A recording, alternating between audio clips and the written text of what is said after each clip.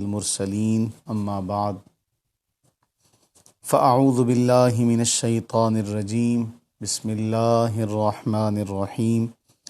لقد من اللہ علی المؤمنین اذ بعث فیہم رسولا صدق اللہ العلی العظیم۔ عزیزان ذی وقار، آپ سب جانتے ہیں حیات طیبہ جو رسول اللہ صلی اللہ علیہ وسلم کی مقدس محترم زندگی ہے، جسے راہبر اور رہنما بنانے کا حکم قرآن کریم نے دیا،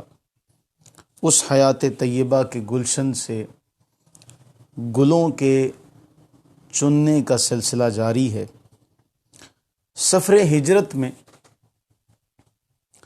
ہم جس مقام تک کل پہنچے تھے، رسول اللہ صلی اللہ علیہ وسلم نے نماز جمعہ، پہلی نماز جمعہ ادا کی اور وہاں سے فراغت کے بعد پیر کرم شاہ الازہری رحمہ اللہ تعالی علیہ تحریر فرماتے ہیں کہ نماز جمعہ سے فراغت کے بعد رسول اللہ صلی اللہ علیہ وسلم اپنی ناقہ پر سوار ہوئے، اور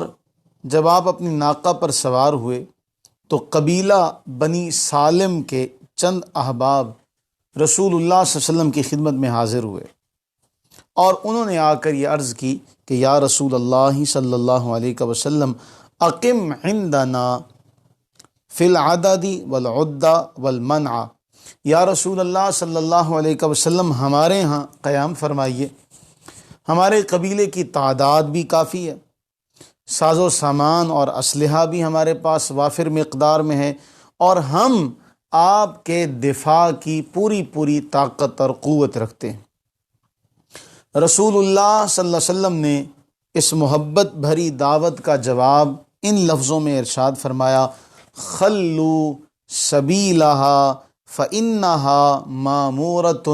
میری اونٹنی کا راستہ خالی کر دو، اللہ تعالیٰ کی طرف سے اسے حکم مل چکا ہے، یہ حکم الہی کے مطابق ٹھہرے گی۔ اپنے آقا کریم صلی اللہ علیہ وسلم کا یہ ارشاد سن کر جو دلوں میں خلوص و محبت کے طوفان امڑ رہے تھے، سہم گئے، کسی کو مزید اصرار کی ہمت نہ ہو سکی، سب نے سر تسلیم خم کر دیا اور اونٹنی کے لیے راستہ صاف کر دیا۔ وہ خوش بخت اونٹنی جو اپنے بختوں پر ناز کرتی ہوگی، شہ سوارے میدان نبوت و رسالت کو اپنے اوپر اٹھائے خرامہ خرامہ اپنی منزل کی طرف روانہ ہوئی، اس منزل کی طرف جسے رسول اللہ صلی اللہ علیہ وسلم کے قدمین شریفین کی برکت سے اللہ تعالیٰ نے وہ مقام و مرتبہ عطا فرمانا تھا کہ پھر رہتی دنیا تک اس سرزمین کی تعظیم اور شان اور فضیلت کے ترانے ہر جگہ پر بلند کیے جائیں گے۔ کیا سہانا منظر ہوگا جب آقا کریم صلی اللہ علیہ وسلم کی سواری آگے بڑھ رہی ہوگی اور سراپا خلوص اور ایثار لیے غلاموں کا جمع غفیر دونوں طرف راستے بھرے ہوئے، گلیاں بھری ہوئیں، مکان کے صحن، ان کی چھتوں پر خواتین سراپا انتظار بنے، ایک دوسرے سے پوچھ رہی ہیں ایہم ہوا، کون ہیں ان میں، رسول اللہ صلی اللہ علیہ وسلم کہاں ہیں؟ اور چلتے چلتے جب یہ اگلے محلے میں پہنچتے ہیں، اب وہاں کے قبیلے کے لوگ جو ہیں وہ بھی آ کے یہی عرض کرتے ہیں، یا رسول اللہ ہلم الینا الی العدد والعدہ والمنع، ہمارے ہاں رک جائیے، ہمارے ہاں رک جائیے، ہماری تعداد بہت ہے، جنگی ساز و سامان بہت ہے، ہم آپ کے دفاع کی بھی پوری طاقت رکھتے ہیں۔ آپ نے انہیں بھی یہی فرمایا، اس کا راستہ جو ہے وہ خالی کر دو۔ پھر اس کے بعد یہ جلوس دار بنی ساعدہ پہنچتا ہے، وہاں کے رئیس بھی اللہ کے نبی علیہ السلام کی بارگاہ میں حاضر ہوتے ہیں، اور وہی جو پہلے 2 بار کہا گیا، یا رسول اللہ حلم الینا الی العدد والعدۃ والمنعۃ، کہ یا رسول اللہ صلی اللہ علیہ وسلم ہمارے ہاں قیام کر لیجئے، ہمارے قبیلے کے افراد کی تعداد بھی بہت ہے، ہمارے پاس جنگی ساز و سامان بھی بہت زیادہ ہے، اور ہم آپ کا دفاع کرنے کی بھی صلاحیت رکھتے ہیں۔ اللہ کے نبی علیہ السلام نے انہیں بھی یہی جواب دیا، میری اونٹنی کا راستہ خالی کر دو۔ وہ سامنے سے ہٹ گئے، اونٹنی پھر جانب منزل رواں دواں۔ اس کے بعد جب حضور بنو حارث بن خزرج کے علاقے میں پہنچے تو وہاں پھر غلام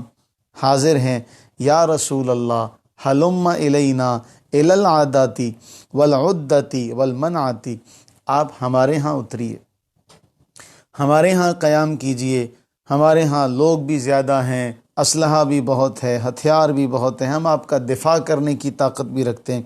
آپ نے انہیں بھی یہی جواب دیا، اس اونٹنی کا راستہ چھوڑ دو۔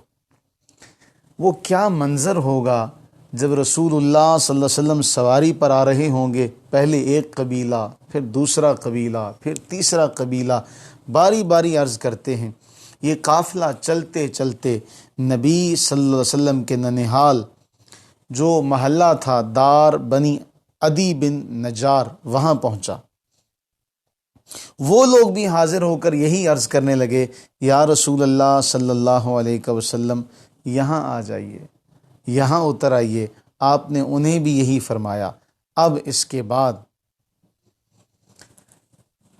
بنی مالک بن نجار کے محلے میں جب پہنچتے ہیں تو وہ اونٹنی اس جگہ بیٹھی جہاں اب مسجد نبوی ہے۔ اس وقت وہ کھلا میدان تھا جہاں لوگ اپنی کھجوریں دھوپ میں خشک کیا کرتے تھے۔ یہ میدان بنی نجار کے 2 یتیموں سہل اور سہیل جو فرزندان عمر تھے ان کی ملکیت۔ جب اونٹنی یہاں بیٹھی تو نبی صلی اللہ علیہ وسلم نیچے نہیں اترے، اس کے اوپر بیٹھے رہے۔ تھوڑی دیر کے بعد اونٹنی پھر کھڑی ہو گئی اور آگے چل دی۔ رسول اللہ صلی اللہ علیہ وسلم نے اس کی مہار اس کی گردن پر ڈالی ہوئی تھی۔ اللہ کے نبی علیہ السلام اسے کسی طرف موڑتے نہیں تھے، چند قدم آگے چلی، اونٹنی خود بخود واپس مڑی، جہاں پہلے بیٹھی تھی وہیں آ کر بیٹھ گئی۔ اور پھر یہاں پیر کرم شاہ الازہری رحمہ اللہ فرماتے ہیں، اس نے ایک جھرجھری لی، درماندہ ہو کر بیٹھ گئی، گردن زمین پر ڈال دی۔ پل بھر میں بنو نجار کی بچیاں دف لیے یہ شعر پڑھتی ہوئی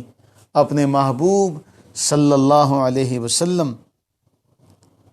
آقا کریم سرور عالم صلی اللہ علیہ وسلم کو مرحبا کہتے ہوئے، خوش آمدید کہتے ہوئے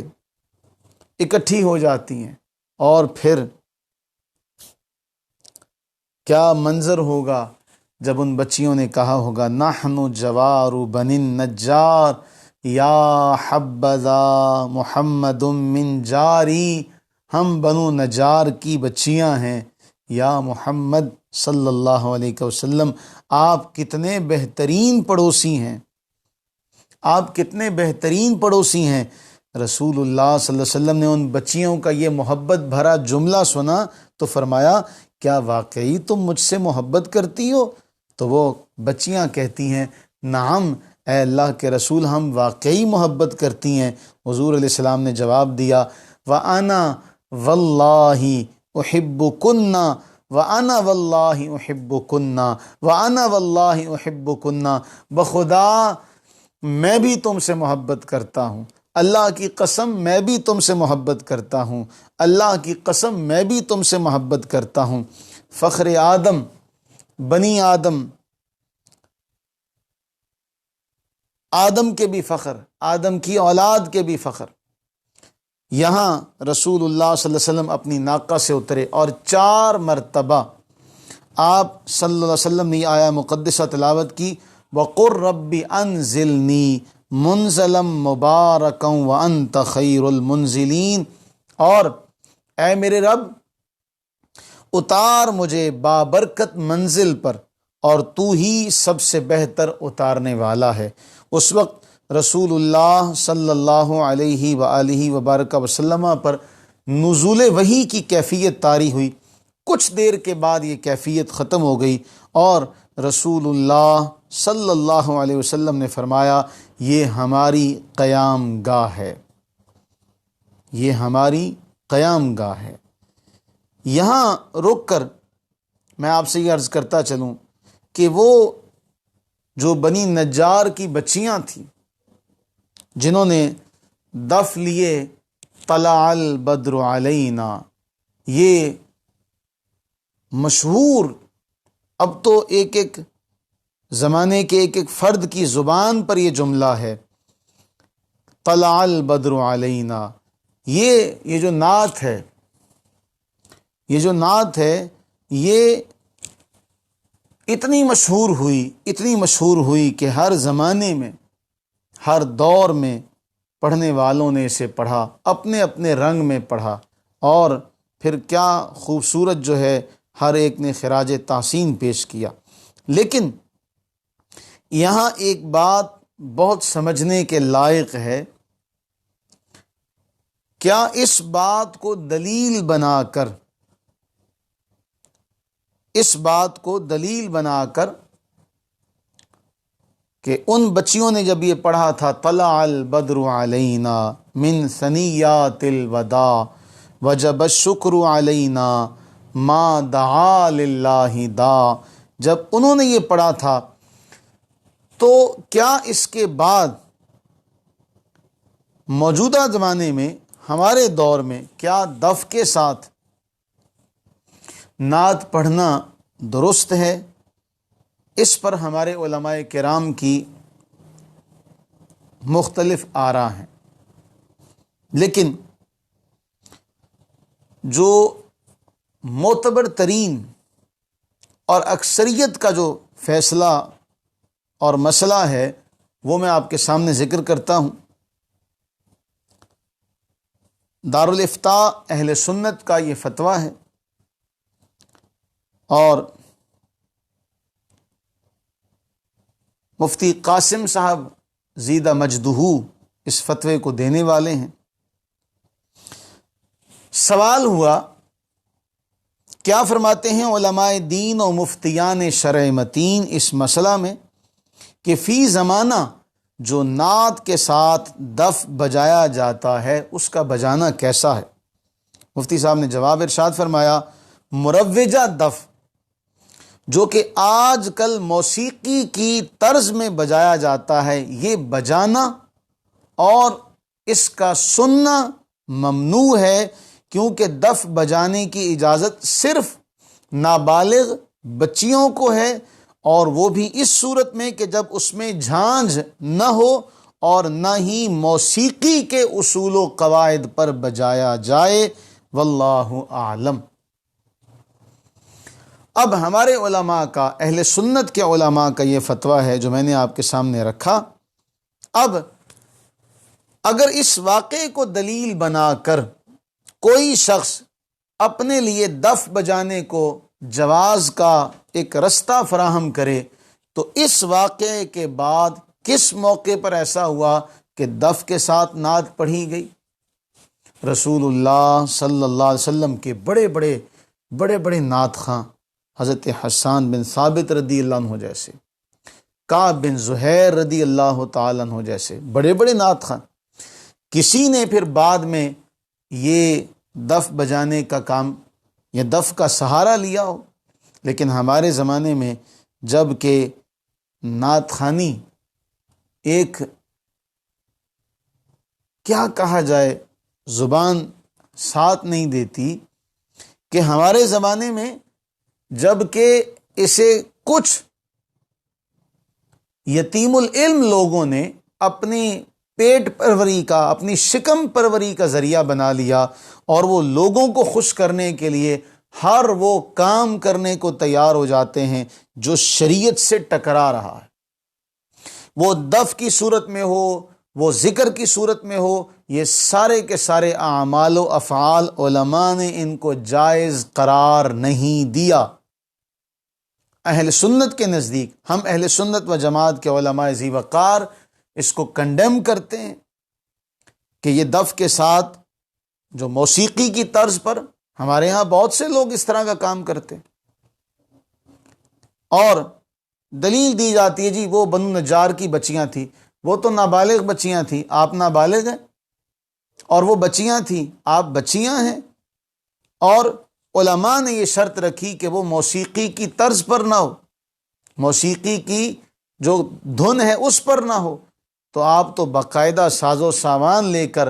ایک ایسا سماع باندھ کے نعت پڑھ رہے ہوتے ہیں کہ اللہ مان والحفیظ۔ اور جن جن لوگوں نے یہ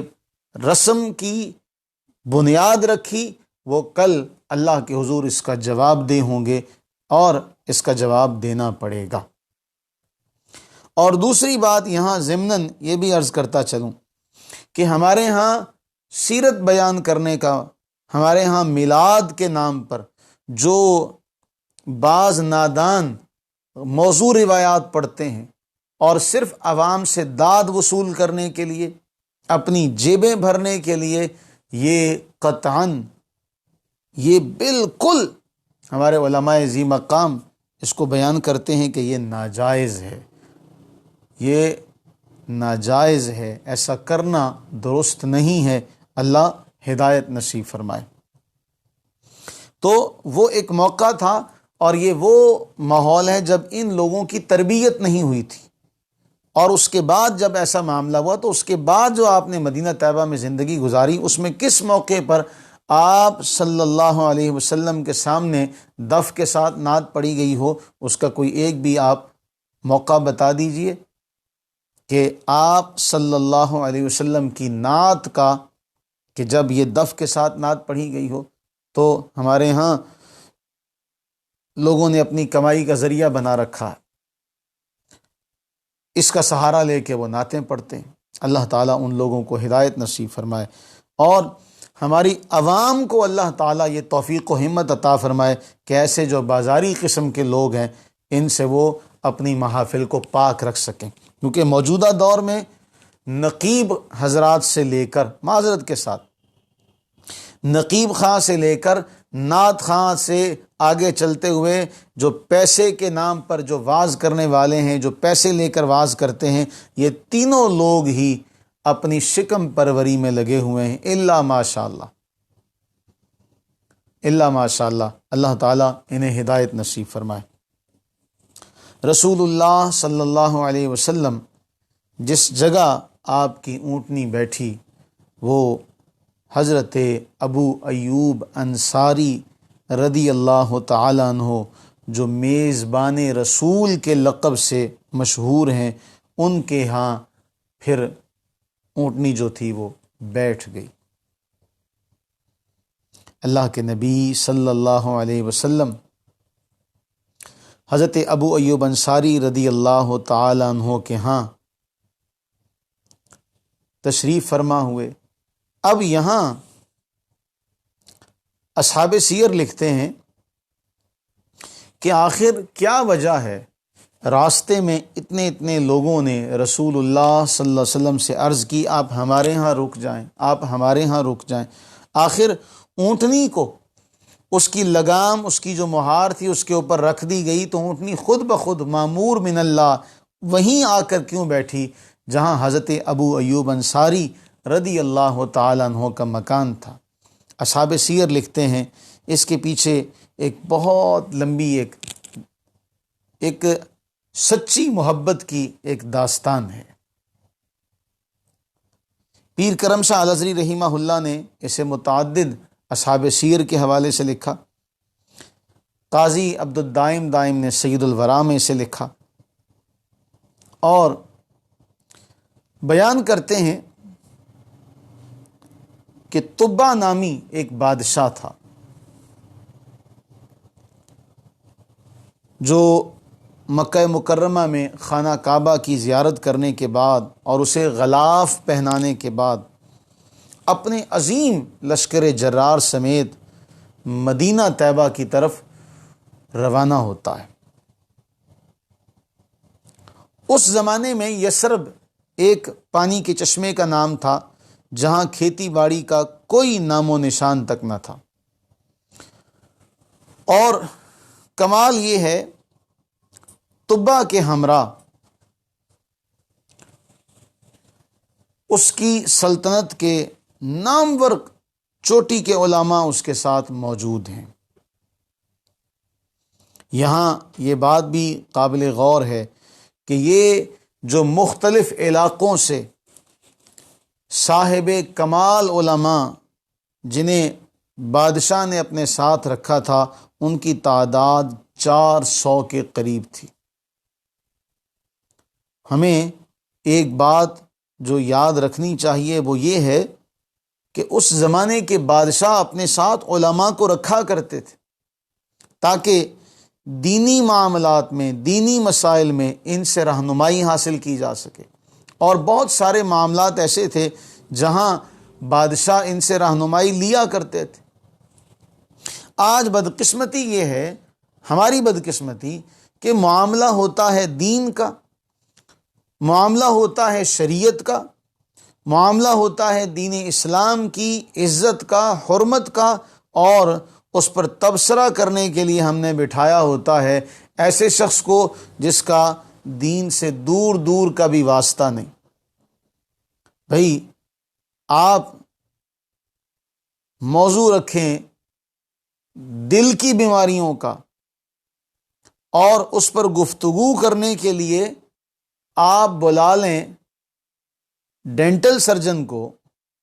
جو دانتوں کی سرجری کا ماہر ہے، تو وہ کیا بات کرے گا؟ آپ دل کے معاملات پر ڈسکس کرنے کے لیے کسی ENT اسپیشلسٹ کو بلا لیں تو کیا اسے کوئی مانے گا؟ نہیں مانے گا۔ تو ہمارے ہاں سب سے بڑا المیہ یہ ہے کہ گفتگو ہوتی ہے دین کے حوالے سے،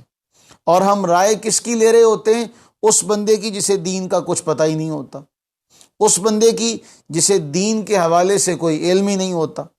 جو خود اس حوالے سے خالی ہوتا ہے، تہی دامن ہوتا ہے۔ ہم اس سے رہنمائی لے رہے ہوتے ہیں اور اس کی رائے پر اپنا سارا کا سارا معاملہ جو ہے وہ چھوڑ دیتے ہیں۔ تو خدا را ایسا نہ کیا جائے۔ جو معاملہ ہے، جو اس فن کا ماہر ہے، جو اس فیلڈ کا ماہر ہے، اسے بلایا جائے اور اس سے وہ رائے لی جائے تاکہ آپ کو بہترین رائے مل سکے۔ ایک آدمی نہ قرآن کریم کے بارے میں جانتا ہے، نہ قرآن کے ناسخ و منسوخ کو جانتا ہے، نہ احادیث کی اقسام کو جانتا ہے، نہ وہ یہ جانتا ہے کہ یہ حدیث صحیح ہے، صحیح لذاتی ہی ہے یا صحیح لغیرہ ہی ہے، حسن لذاتی ہی ہے، حسن لغیرہ ہی ہے، یہ ضعیف ہے تو کس طرق سے، اور یہ موضوع ہے تو کہاں سے، تو پھر آپ اسے بٹھا کر دین کے حوالے سے پوچھنے لگیں تو جس کا اپنا حلیہ دین کا نہ ہو۔ اب ہمارے ہاں بعض ایسے چینل بھی ہیں جن کا مقصد ہی دین اور شریعت کی تعلیم دینا ہے، اور ان میں وہ لوگ آتے ہیں جن کی خود کی جو حیثیت ہوتی ہے دینی اعتبار سے صفر ہوتی ہے، اور وہ بات کر رہے ہوتے ہیں دین کی۔ تو لوگوں کے سامنے کیا پیش کیا جاتا ہے؟ تو ہمارے ہاں جو میڈیا ہے اس حوالے سے اس کی اپنی پالیسی جو ہے وہ اسلام دشمنی پر مبنی ہے۔ اور اگلی بات، پھر یہ جو پالیسیاں بنانے والے لوگ ہیں جو میڈیا کے اندر ہیں، ان کا جو پیش نظر معاملہ ہوتا ہے وہ جو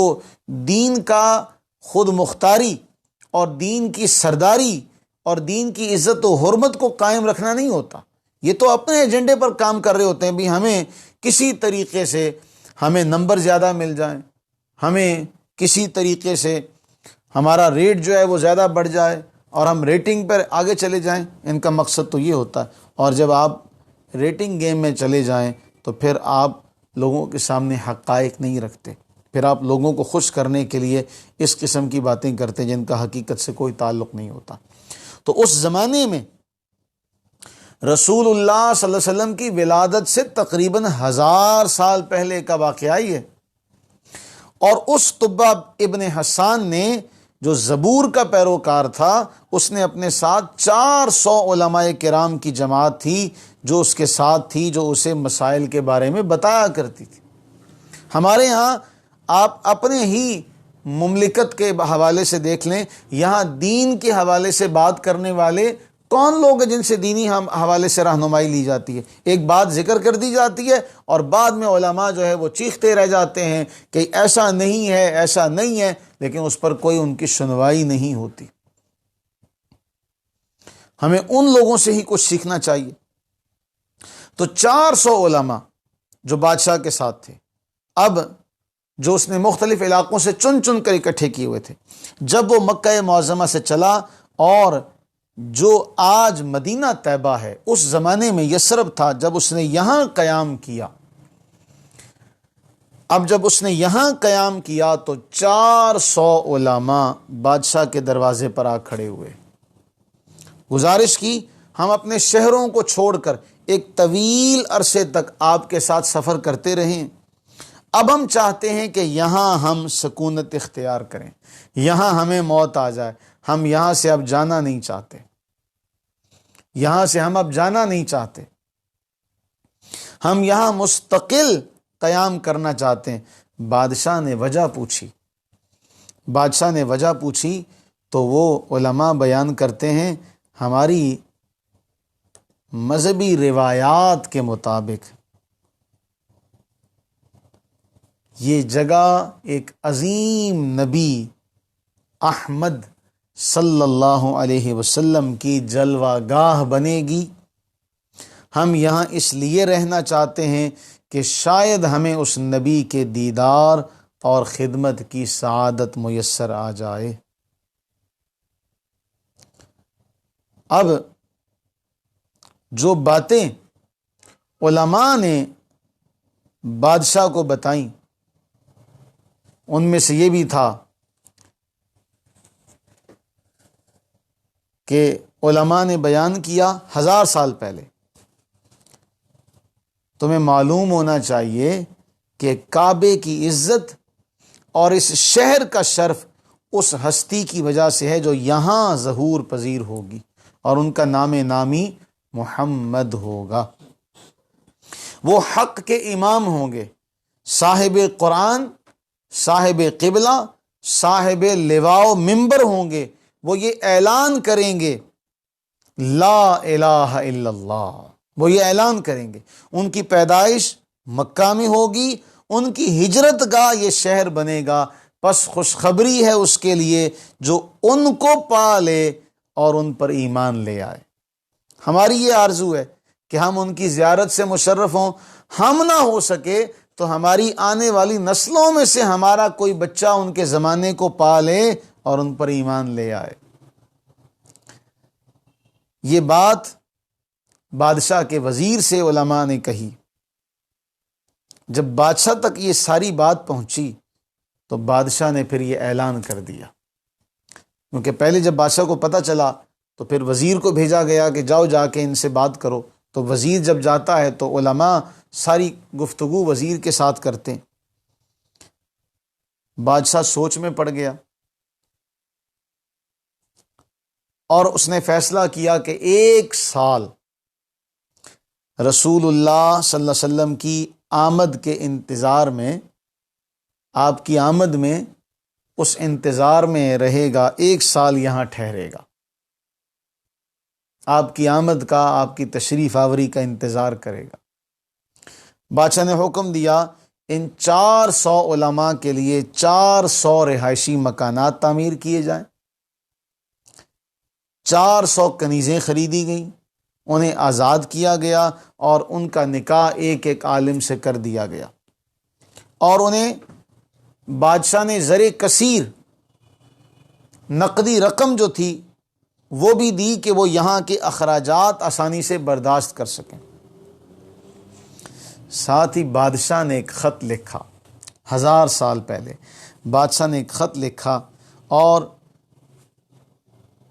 اس خط کو جو ان علماء میں سب سے بڑا عالم تھا اس کے سپرد کیا اور اس سے التماس کی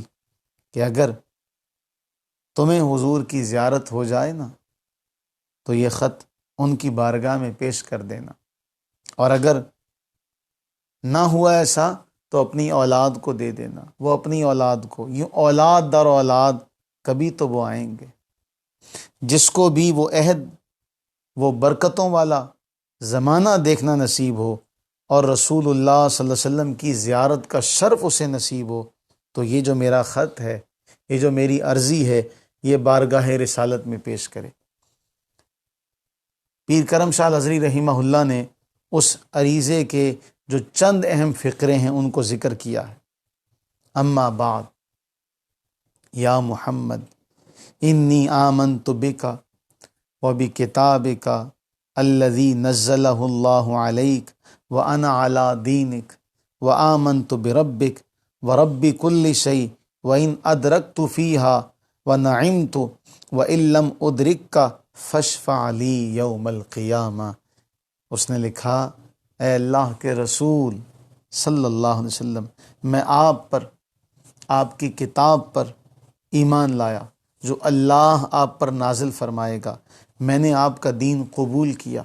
میں آپ کی سنت پر عمل کروں گا، آپ کے رب پر اور کائنات کے پروردگار پر ایمان لایا ہوں، اور جو احکام شریعت آپ اللہ کی طرف سے لے آئیں گے میں ان پر محکم یقین رکھتا ہوں۔ اگر مجھے آپ کی زیارت نصیب ہو جائے تو یہ میری انتہائی خوش بختی ہوگی، اور اگر میں آپ کی زیارت کی سعادت سے بہرہور نہ ہو سکوں، یا رسول اللہ قیامت کے روز میری شفاعت کر دیجیے گا۔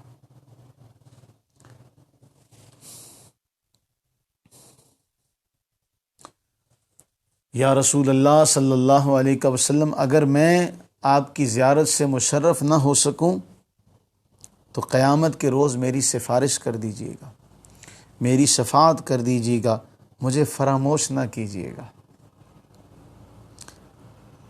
میں آپ کے ان فرما بردار اور اطاعت گزار امتیوں میں سے ہوں جو آپ کی آمد سے پہلے آپ پر ایمان لے آئے۔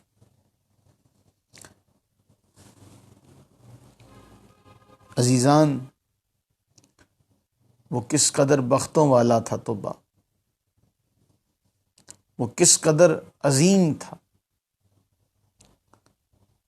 اس کی وفات کے پورے 1000 سال کے بعد رسول اللہ صلی اللہ علیہ وسلم کی ولادت باسعادت ہوتی ہے، اور جب رسول اللہ صلی اللہ علیہ وسلم مکہ سے مدینہ طیبہ کی طرف روانہ ہوتے نا تو اہل مدینہ کو پتہ چلا کہ اب یہ خط جو ہے کیسے ان کی خدمت اقدس میں پہنچایا جائے۔ مشورے کے ساتھ ایک قابل اعتبار شخص کا انتخاب کیا گیا جس کا نام تھا ابو لیلہ، یہ انصار کے قبیلے سے تھا، اور ابو لیلہ کو وہ خط دیا گیا اور تاکید کی گئی کہ اس کو سنبھال کے رکھنا، بحفاظت لے کر جانا۔ کمال یہ ہے، جب یہ رسول اللہ صلی اللہ علیہ وسلم کی بارگاہ میں پہنچا تو رسول اللہ صلی اللہ علیہ وسلم نے دیکھتے ہی فرمایا، انت ابو لیلہ، تم ابو لیلہ ہو؟ عرض کی جی ہاں۔ فرمایا، شاہ یمن طبع کا خط تمہارے پاس ہے؟ وہ سن کر حیران ہو گیا، حیرت کی تصویر بن کے پوچھنے لگا، آپ کون ہیں؟ آپ جادوگر تو نہیں ہو سکتے، آپ کا حلیہ ایسا نہیں ہے۔ ہر ایک کے مقدر میں کہاں اس در کی غلامی، اس در کا تو دربان بھی جبریل امی ہے۔ اہل کتاب کا عالم عبداللہ بن سلام رضی اللہ تعالیٰ عنہ بیان کرتے ہیں، مسند احمد کی روایت ہے، عبداللہ بن سلام بیان کرتے ہیں کہ جب رسول اللہ صلی اللہ علیہ وسلم مدینہ طیبہ تشریف لائے نا تو لوگ جوق در جوق آپ کی خدمت اقدس میں حاضر ہونے لگے، میں بھی ان میں شامل تھا، ان حاضر ہونے والوں میں بھی شامل تھا، جو رسول اللہ علیہ السلام کے پاس حاضر ہوئے ان میں بھی شامل تھا۔ اور عبداللہ بن سلام رضی اللہ تعالیٰ عنہ بیان کرتے ہیں، فلما تبینت وجہہ عرفت ان وجہہ لیس بوجہ کذاب، میں نے جب آپ کا چہرہ انور دیکھا تو میں پہچان گیا کہ یہ چہرہ کسی جھوٹے کا چہرہ نہیں ہو سکتا۔ فکان اول شیء سمعتہ یقول، میں نے پہلا کلام جو آپ سے سنا، آپ نے فرمایا سلام کو پھیلاؤ، سلام کو رواج دو، وَأَطْعِمُوا الطَّعَامَ، کھانا کھلایا کرو لوگوں کو، وَصِلُوا الْأَرْحَامَ، صلہ رحمی کیا کرو، وَصَلُّوا وَالنَّاسُ نِيَامٌ، اور اس وقت نماز پڑھا کرو جب لوگ سو رہے ہوں، تدخلوا الجنۃ بسلام، سلامتی کے ساتھ جنت میں داخل ہو جاؤ گے۔ عبداللہ بن سلام رضی اللہ عنہ نے دیکھتے ہی کہا کہ یہ کسی جھوٹے کا چہرہ نہیں ہو سکتا۔ عبداللہ بن سلام نے چند ایک سوال رسول اللہ علیہ السلام سے کیے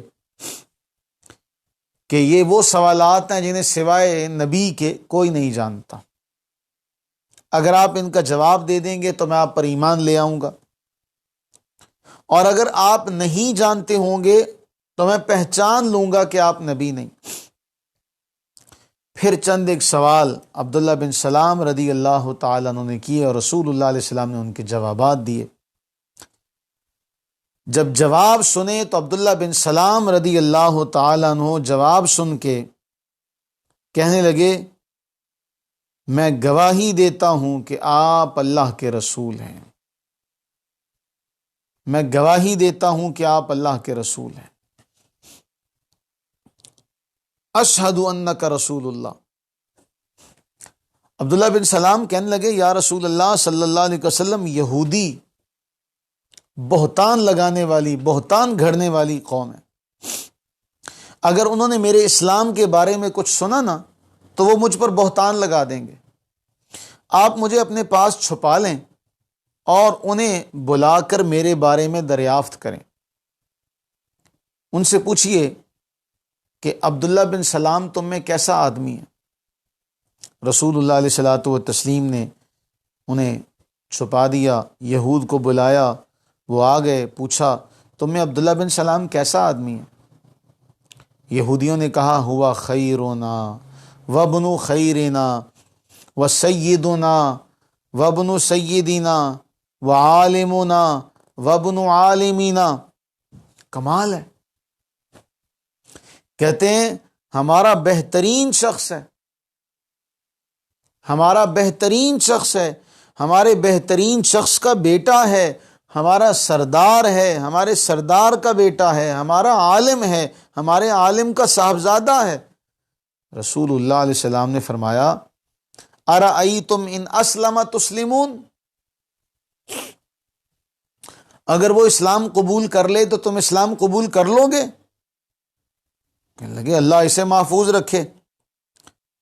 رسول اللہ صلی اللہ علیہ وسلم نے عبداللہ بن سلام سے فرمایا باہر آؤ، اخرج الیہم فاخبرہم، باہر آؤ اور انہیں خبر دو۔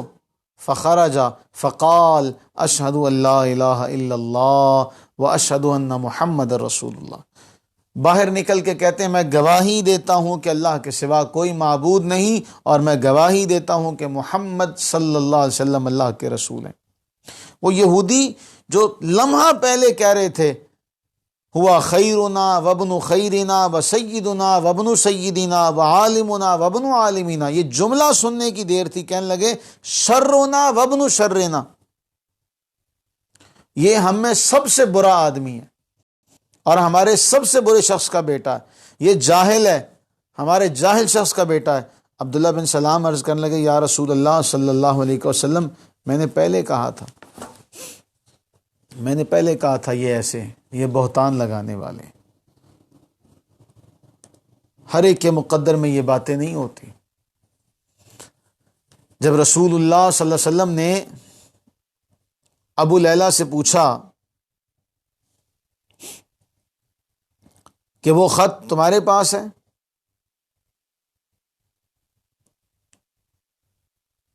بادشاہ کا،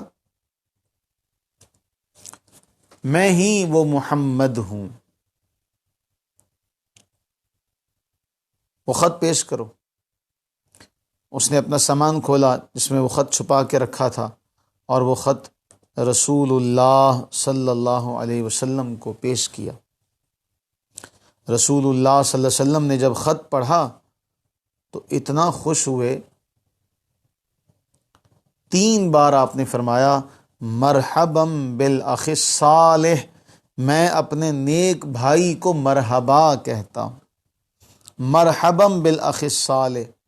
مرحبا بالاخ الصالح، میں اپنے نیک بھائی کو مرحبا کہتا ہوں۔ اور امام محمد بن یوسف الصالحی نے سبل الہدیٰ میں وہ اشعار بھی لکھے ہیں جو اس نے اس خط میں لکھے تھے۔ وہ اشعار یہ ہیں: شہدت علی احمد انہ رسول من اللہ بارئ النسم، میں یہ گواہی دیتا ہوں کہ احمد علیہ الصلاۃ والسلام اس اللہ کے رسول ہیں جو تمام روحوں کو پیدا کرنے والا ہے۔ وَلَوْ مُدَّ عُمْرِي إِلَىٰ عُمْرِهِ لَكُنْتُ وَزِيرًا لَهُ وَابْنَ عَمِّي، اگر میری زندگی نے وفا کی اور میں نے حضور کا زمانہ پا لیا تو میں حضور کا وزیر بنوں گا اور چچا زاد بھائی کی طرح ہر موقع پر امداد کروں گا۔ وجاہدت بالسیف اعداءہ وفرجت عن صدرہ کل ہمی، میں تلوار کے ساتھ آپ کے دشمنوں سے جہاد کروں گا،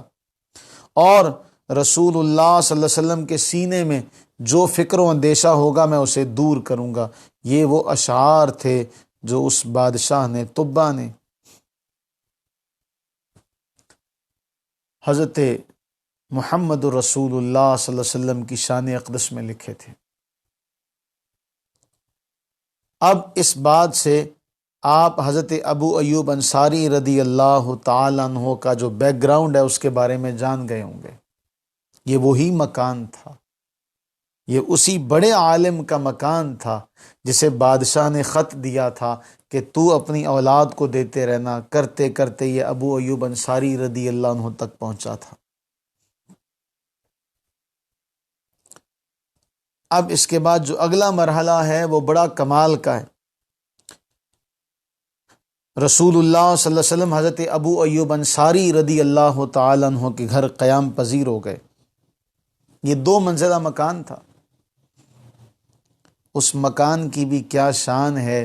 جسے رسول اللہ صلی اللہ علیہ وسلم نے اپنی رہائش کے لیے منتخب کیا۔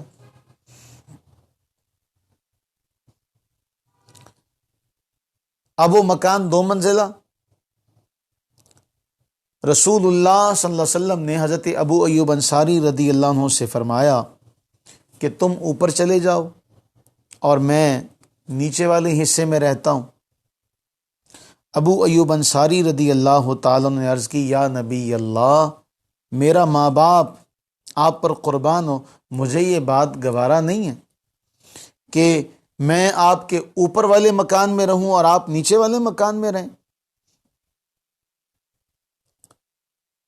مہربانی کیجیے آپ اوپر والے حصے میں چلے جائیے۔ رسول اللہ صلی اللہ علیہ وسلم نے فرمایا ان ارفق بنا وبمن، کہ بھائی میرے لیے اور میری ملاقات کے لیے آنے والوں کے لیے یہ امر آرام دہ ہے کہ ہم نیچے والے حصے میں رہیں، ہم نیچے والے حصے میں رہیں تاکہ ہمیں آنے جانے کے لیے جو لوگ آئیں گے کم از کم انہیں کوئی معاملہ اور مسئلہ تو پیش نہیں آئے گا۔ اب اس کے بعد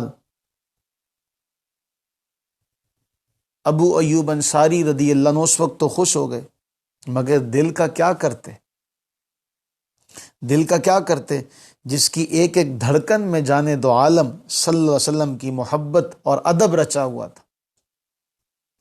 قرآن بیان کر رہا ہے اے لوگو ان جیسا ایمان لاؤ اگر تم چاہتے ہو کامیاب ہونا۔ رات ہوئی، ابو ایوب انصاری جب بالائی منزل پر چلے گئے، اپنی زوجہ سے کہنے لگے ہم بھلا رسول اللہ صلی اللہ علیہ وسلم سے اوپر کس طرح رہ سکتے؟ اتنی عظیم ہستی کہ ان پر اللہ کا کلام نازل ہوتا ہو، ان کی بارگاہ میں ملائکہ حاضری دیتے ہوں۔ بیوی نے بھی ان کی تائید کی۔ دیر تک اسی موضوع پر گفتگو کرتے رہے میاں بیوی۔ خاصی رات گزر گئی، چند لمحوں کے لیے ابو ایوب انصاری رضی اللہ عنہ کی آنکھ لگتی ہے، مگر جلدی فوراً ہڑبڑا کر اٹھ بیٹھتے، کہنے لگے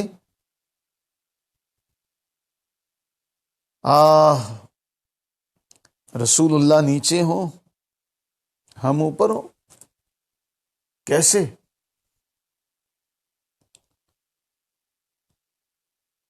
وہاں سے اٹھے، بیوی کو بھی اٹھایا، ایک گوشے میں سمٹ کر بیٹھ گئے۔ رات کا وقت ہے، ایک گوشے میں سمٹ کر بیٹھ جاتے ہیں۔ اللہ تعالی کی منشا امتحان ہے کہ مزید ہونے کو ہے۔ جب یہ معاملہ ہوا تو اندھیرے میں ٹھوکر لگی، پانی کا برتن ٹوٹ گیا، پانی چھت پر پھیل گیا، مٹی کی کچی چھت ہے۔ اب خطرہ یہ ہوا، خوف یہ ہوا کہ کہیں پانی نیچے ٹپک کر رسول اللہ صلی اللہ علیہ وسلم آپ کے لیے پریشانی کا سبب نہ بن جائے۔ ایک ہی لحاف تھا ان دونوں میاں بیوی کے پاس، وہ اپنا لحاف اتارا اور وہ پانی پر ڈال کر سارا پانی اس میں جذب کر لیا اور خود ایک کونے میں سمٹ کر بیٹھ گئے۔ ساری رات اس طرح گزاری کہ سکون کا ایک لمحہ بھی میسر نہ آیا۔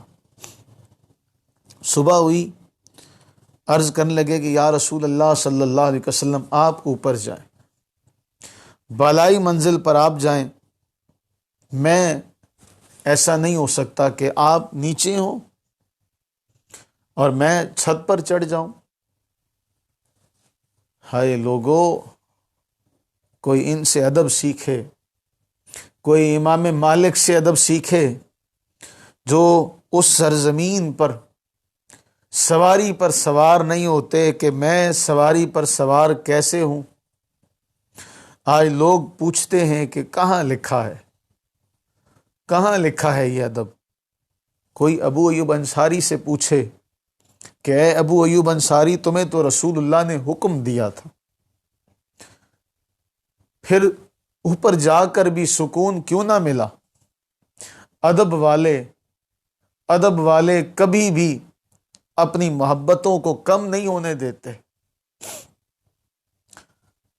وہ ادب ہی ہے کہ ابو ایوب انصاری رضی اللہ عنہ دیوار کے ساتھ لگ کے ساری رات گزار دیتے ہیں کہ میں اوپر اور آپ نیچے۔ یہ ادب کی باتیں ہیں۔ اگر ادب نصیب ہو جائے، از خدا خواہیم توفیق ادب،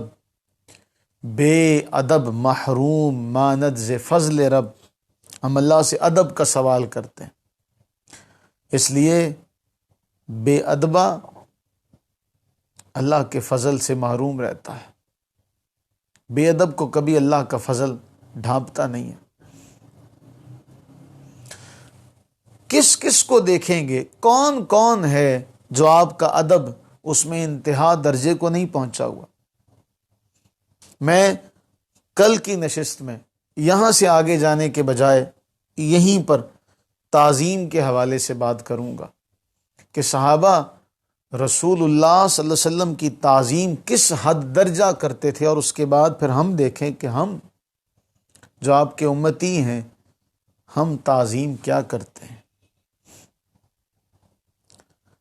ابو ایوب انصاری رضی اللہ عنہ نے دنیا کو بتا دیا،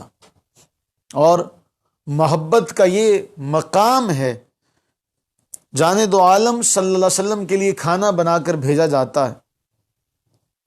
اور انتظار میں رہتے ہیں کہ جب وہ کھانا واپس آئے گا، جہاں رسول اللہ صلی اللہ علیہ وسلم کی انگلیوں کے نشانات ہوتے وہیں سے آپ کھانا کھاتے۔ ایک بار ایسا ہوا، کھانا بھیجا، خود تبرک کے انتظار میں بیٹھے ہیں، برتن واپس آئے، دیکھا کہیں سے بھی محسوس نہیں ہو رہا کہ اس پر کوئی نشان لگے ہوں، ڈر گئے